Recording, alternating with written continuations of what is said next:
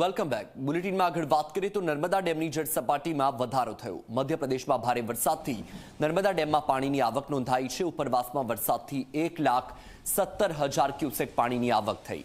ડેમના 9 દરવાજા ખોલીને પાણી છોડાયું. ડેમની જળ સપાટીને જાળવવા માટે 9 દરવાજા ખોલીને પાણી છોડવામાં આવ્યું. હાલ ડેમની જળ સપાટી 135.3 મીટરે સ્થિર થઈ છે. નર્મદા, ભરૂચ, વડોદરાના નદી કાંઠાના વિસ્તારોને એલર્ટ કરવામાં આવ્યા.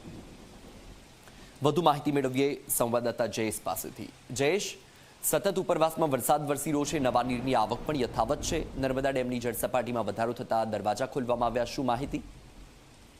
વસલ, વાત કરીએ તો જે તે હવામાન વિભાગે આગાહી કરી તે મુજબ સમગ્ર ગુજરાતની સાથે નર્મદા જિલ્લો અને પાડોશી રાજ્યો મહારાષ્ટ્ર અને મધ્યપ્રદેશમાં પણ સારા વરસાદને પગલે નર્મદા બંધના ઉપરવાસ ગણાતા મહારાષ્ટ્ર અને મધ્યપ્રદેશમાં જે વરસાદ વરસી રહ્યો છે તેને કારણે પાણીની આવક વધી ગઈ છે.